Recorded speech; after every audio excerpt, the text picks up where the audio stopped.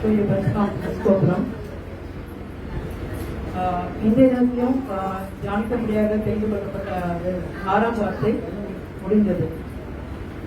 ஜெபம் செய்வோம். மனிதனை மண்ணில் பிறந்து விட்டேன், வாழும் வழியினை காட்டி விட்டேன், என்னை வழியாய் நீட்டி விட்டேன், நீட்டின் கதவை திறந்து விட்டேன். மனிதனை மண்ணில் பிறந்து விட்டேன், வாழும் வழியினை காட்டி விட்டேன், என்னை வழியாய் தந்து விட்டேன், நீட்டின் கதவை திறந்து விட்டேன். எல்லாம் நிறைவேறிற்று, எல்லாம் நிறைவேறிற்று, எல்லாம் நிறைவேறிற்று, எல்லாம் நிறைவேறிற்று.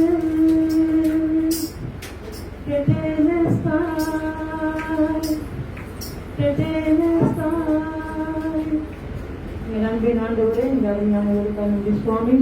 இந்த நேரத்திலும் கூட நீ சிறுவையில் நுழைந்த 6ஆம் வார்த்தை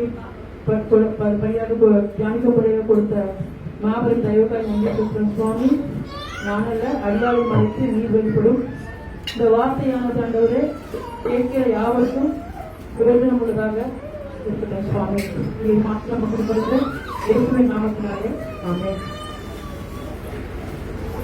இந்த 6ஆம் வார்த்தைக்கான வேத பகுதி பார்த்தீங்கன்னா யோவான் 19:30.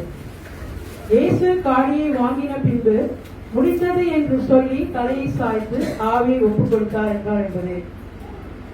எல்லாம் முடிந்தது அப்படின்னு பாத்தீங்கன்னா இப்பதான் எல்லாரையும் பாக்குறேன்.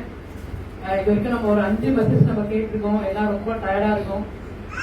நானும் ரொம்ப நேரம்லாம் எடுக்க போறது இல்லை. விஜயக்கா அவங்கலாம் பார்க்க ரொம்ப டயர்டா இருக்காங்க.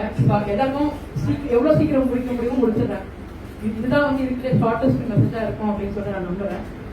ஸோ இந்த முடிந்தது அப்படிங்கிற வார்த்தை பார்த்தீங்கன்னா எபிரேய மொழியில நிஸ்லாம் அப்படின்னு சொல்லுவாங்க. எபிரேய மொழியில முடிந்தது. அதே கிரேக்க மொழியில பாத்தீங்கன்னா டெட்டலஸ்டாய். டெட்டலஸ்டாய் அப்படின்னு பாத்தீங்கன்னா it is finished, completed perfectly, எல்லாம் முடிஞ்சிருச்சு. இப்போ நம்ம ஒருத்தங்க ஏதாவது ஒர்க் கொடுக்குறாங்க அப்படின்னு சொல்லி பாத்தீங்கன்னா அந்த ஒர்க் எல்லாம் நம்ம முடிஞ்சதுக்கு அப்புறம் நம்ம என்ன சொல்லுவோம், அவங்க கிட்ட போயிட்டு ரிப்போர்ட் பண்ணுவோம், எல்லா வேலையும் முடிஞ்சிருச்சு அந்த மாதிரி தான் சொல்லுவோம். ஸோ நம்ம எல்லாம் சொல்லுவோமா எல்லாம் முடிஞ்சது என்று பக்கத்துல பார்த்து சொல்லுவோமா? சத்தமா சொல்லுவோமா எல்லாம் முடிஞ்சிருச்சுன்னு? ரொம்ப டயர்டா இருக்கீங்கன்னு தெரியுது எனக்கு. ஆனா இயேசு கிறிஸ்து பாத்தீங்கன்னா அவ்வளவு பாடுகள் அனுபவிச்சு சிலுவையில அவ்வளவு தொங்கிட்டு இந்த முடிந்ததுன்ற வார்த்தையை கம்பீரமா சொல்றாரு, ஒரு வெற்றியின் முழக்கமா சொல்றாரு. ஆனா நம்ம இப்ப சொல்லும் போது எல்லாம் ஒழிஞ்சிச்சு, எல்லாம் ஒழிஞ்சிச்சு இப்ப கூட சொல்ல மாட்டேங்க. எல்லாம் ஒரு வாட்டி சொல்லுவோமா டெட்டலஸ்டாய் சொல்லுவோமா? டெட்டலஸ்டாய், டெட்டலஸ்டாய். சரி, ஓகே.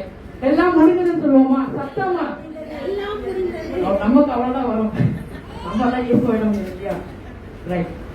ஸோ இது பாத்தீங்கன்னா இதை ஒரு 3 டைப்பா நம்ம பார்க்கலாம் இந்த முடிந்ததுன்ற வார்த்தை. ஸோ இது ஒரு சின்ன கற்பனை தான். ஏசோ சிலுவையில அறைய போறதுக்கு முன்னாடி அவர் விசாரிக்கிறாங்க, அவர் எவ்வளவு பாடுபடுத்துறாங்க அப்படின்றது எல்லாருக்கும் நல்லா தெரிஞ்ச விஷயம் தான். ஆக்சுவலா பாத்தீங்கன்னா அங்க அண்ணா காய்பா அவங்க இந்த போர் சேவகர்கள் ஏன் அங்க சுற்றி இருந்த மக்கள்லாம் பாத்தீங்கன்னா இருந்தாங்க.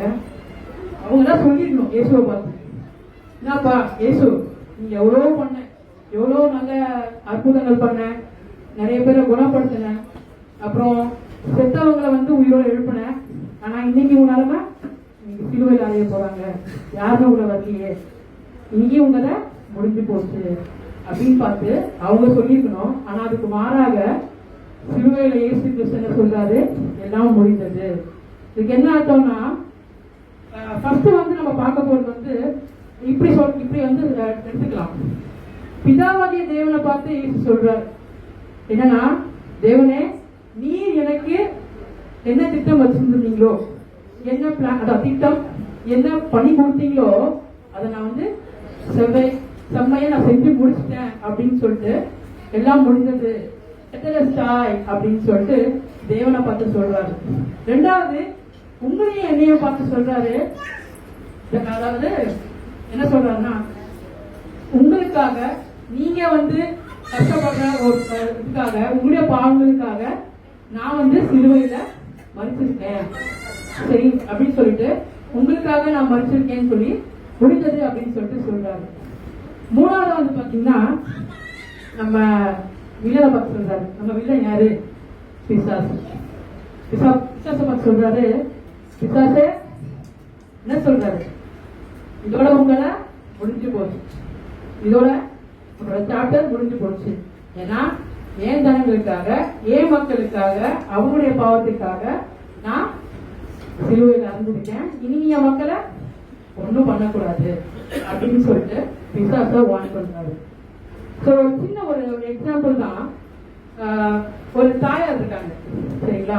இந்த தாயார் வந்து தன் பிள்ளைகளுக்காக வந்து ரொம்ப பார்த்து பார்த்து நல்லா சமைக்கிறாங்க.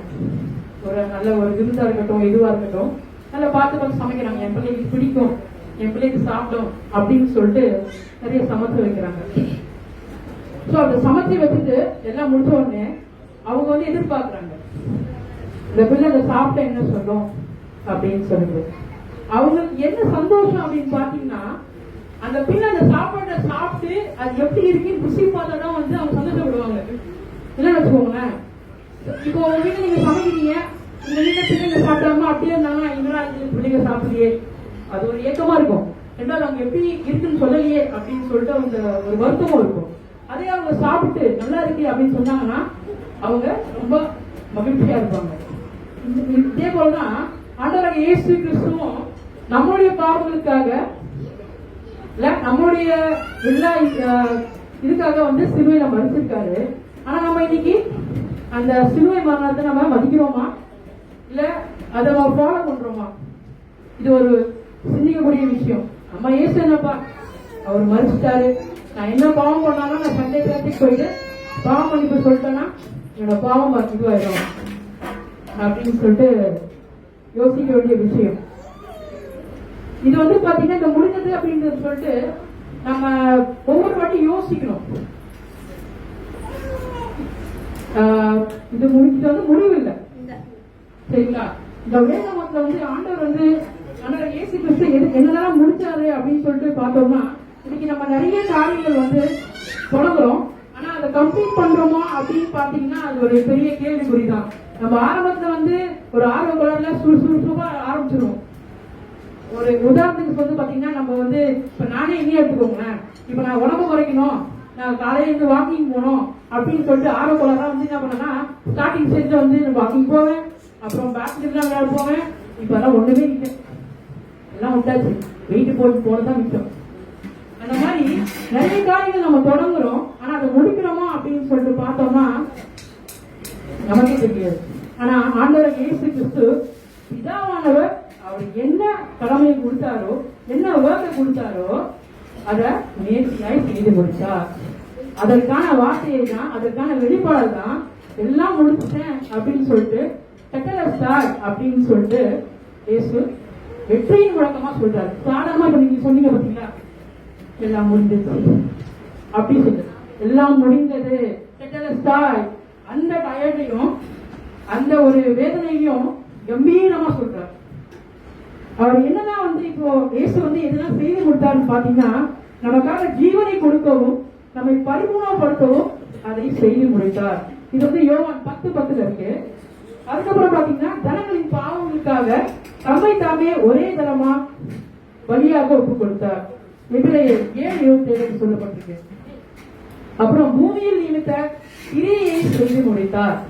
யோவான் 17:14 நிறைய இருக்கு, இது மாதிரி சொல்லிட்டே போகலாம். பகையாக நின்ற பிரிவையாக நின்ற நடுச்சுவை தகர்த்து தம்மை பிதாவோட உத்தரவாக்கினார். துணைத்தனங்களையும் அதிகாரங்களையும் சிலுவையிலே வெற்றி சிறந்தார். இன்னும் நிறைய இருக்கு. இன்னும் சொல்ல போனா நமக்கு வந்து டயர்ட் ஆயிடும். ஆல்ரெடி நீங்க எல்லாம் ரொம்ப டயர்டா இருக்கீங்க.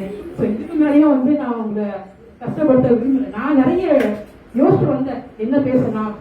அங்க சொன்னாங்க இது மாதிரி வந்து யார வந்து பேசுறியாமா அப்படின்னாரு. நான் என்ன சொல்றது எனக்கு தெரியல, வேணுமா வேணாமா. அப்புறம் வந்து நான் முன்னாடி யோசிச்சு பார்ப்பேன். சொல்லுவாங்க, உனக்கு கொடுக்குற சான்ஸை வந்து நீ பயன்படுத்திக்கணும்னு சொல்லிட்டு சொல்லியிருக்காங்க. சரி ஓகே, சரி அங்கிள் அப்படின்ட்டேன். அங்கிள் என்ன நம்பர் பொறுப்பு கொடுத்துருக்காரு. நான் அதை வந்து என்னால முடிக்க முடியுமா அப்படின்னு தெரியலையே. சரி ஓகே, என்னால முடிஞ்சதை நான் பண்றேன் அப்படின்னு சொல்லிட்டு சரி என்னால ப்ரிப்பேர் பண்ணவே முடியல. ஏன்னா இவங்க முன்னாடி பேசினவங்கலாம் வந்து நல்லா பேசினாங்க, பைபிளை குறித்து பேசிட்டுதான் எல்லா ரெஃபரன்ஸ் வச்சு பேசினாங்க. அதெல்லாம் பார்க்கும்போது எனக்கு பரபரப்பா இருக்கு. இப்போ நான் ஆண்டிக்கு நான் சொல்லிட்டு இருந்தேன், ஆண்டி ரொம்ப டென்ஷனா இருந்தேன் ஆண்டி, எனக்கு நான் எப்படி பேச போறேன்னு தெரியல ஆண்டி. ஆனா நான் பேசுவேன், ஏன்னா அங்கிள் வந்து எனக்கு இந்த மாதிரி கொடுத்துருக்காங்க. அவங்க சொன்ன காரியம் எப்படி பிதாவானவர் இயேசுவுக்கு வந்து ஒரு பொறுப்பு கொடுத்தாரோ, அவர் என்ன நம்பி ஒரு பொறுப்பு கொடுத்துருக்காருன்னா நான் ஃபுல்ஃபில் பண்ணலாம், அது முடிக்கணும். சரி பண்ணுவோம், ஏதோ ஒண்ணு தப்போ ரைட்டோ அப்படின்னு சொல்லிட்டு தான் வந்து நான் செஞ்சது ஒண்ணு, ஆனா இங்க பேசுறது ஒண்ணு. ஓகே, தேவனுடைய நாமம் மகிமைப்பட்டோம், அவ்வளவுதான். சரிங்களா? சோ இதுதான், நம்ம என்ன ஒரு காரியம் எடுத்தாலும் அதை முழுமையா நம்ம முடிக்கணும். இப்போ இயேசு நமக்காக சிலுவையில பாடுபட்டு பல கஷ்டங்களை அனுபவிச்சு நமக்காக மறிச்சிருக்காரு அப்படின்னா அந்த மரணத்தை நம்ம வேல்யூ பண்ணணும். இன்னைக்கு நிறைய பேர் அப்படிதான் இருக்கும். என்னைய சேர்த்தா சொல்றேன், நான் மட்டும் ஒண்ணு இல்லை, என்னைய சேர்த்தா சொல்றேன். அதை வந்து நம்ம நினைவு கூறணும். அவரை மாதிரி வந்து இல்லைனாலும் அட்லீஸ்ட் ஒரு பெர்சன்டேஜாவது வந்து நம்ம அவரை வந்து ஃபாலோ பண்ணணும். கிறிஸ்தவங்கன்னா வந்து அன்பானவங்க அப்படின்னு சொல்லுவாங்க, ஏன்னா இயேசு கிறிஸ்து அன்பானவர். ஸோ நம்மளால முடிஞ்ச அளவுக்கு வந்து பாத்தீங்கன்னா அவரை ஃபாலோ பண்றதுக்கு ட்ரை பண்ணணும். அவரோட ஒரு நித்திய வாழ்க்கையிலும் சரி, ஒரு பரிசுத்தமான வாழ்க்கையிலும் சரி, நமக்கு இருக்கிற எல்லா கெட்ட சிந்தனைகள் எதுவா இருந்தாலும் சரி விட்டுட்டு பரிசுத்தமா வாழ நம்ம ட்ரை பண்ணணும். அப்பதான் வந்து அந்த இயேசு சிலுவை மரணத்தை வந்து ஒரு மகிழ்ச்சியா இருப்பார். அவர் எப்படி சொன்னாரோ அதை விட சந்தோஷப்படுவார். என் மக்கள் வந்து என்னோட மரணத்தை பார்த்து திருந்தி என்ன பின்பற்றாங்க அப்படின்னு சொல்லிட்டு அவரு சந்தோஷப்படுவாரு. சோ இதுதான் பாத்தீங்கன்னா ஒரு முக்கியமான ஒண்ணு. இயேசு கிறிஸ்து எல்லாவற்றையும் சிலுவையில செஞ்சு முடிச்சாரு. அவர் செஞ்சு நிறைவேற்றினதை நாம அத அனுபவிக்கணும். அனுபவிக்காம வந்து நம்ம பேசுறதெல்லாம் வந்து ஒன்னும் யூஸ் இல்லை. அனுபவிச்சாதான் நமக்கு வந்து அதனுடைய விஷயம் புரியும், அதனுடைய ருசி நமக்கு தெரியும். இது ஒரு சிந்திக்கக்கூடிய விஷயம். இதை நாம் அனைவரும் சிந்திப்போமாக. அட்லீஸ்ட் நான் சொன்ன மாதிரி இணையத்தை சொல்றேன், அவருடைய பாடுகள் மரணத்தை வந்து நம்ம நினைவு கூர்ந்து, அதே மாதிரி நமக்கும் வந்து ஆண்டவர் இயேசு கிறிஸ்து நிறைய காரியங்களை வந்து நமக்கு கொடுத்து ஒரு பணியை நமக்கு கொடுத்திருப்பார், நிறைய கொடுத்திருப்பாரு. நம்ம தான் வந்து அதை எப்படின்னு சொல்லிட்டு நம்ம திங்க் பண்ண மாட்டோம். சோ அதெல்லாம் யோசிச்சு நம்மளால முடிஞ்ச அளவுக்கு அதை முழுமைப்படுத்தணும், முடிக்கணும். சரிங்களா?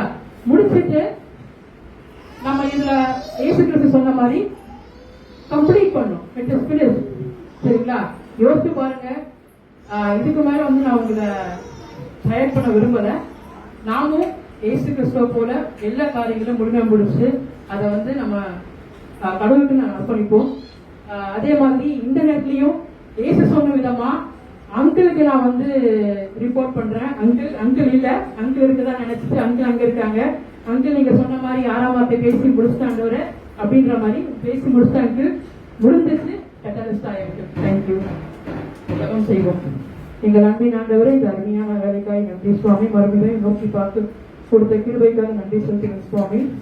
ஆண்டவரை இந்த நேரத்தில் நான் பகிர்ந்த வார்த்தை ஆண்டவரை இங்க இருக்கிற அனைவருக்கும் ஒரு பிரயோஜனமான வார்த்தையா இருக்கும் நாங்கள் விசுவாசிக்கிறோம் சுவாமி.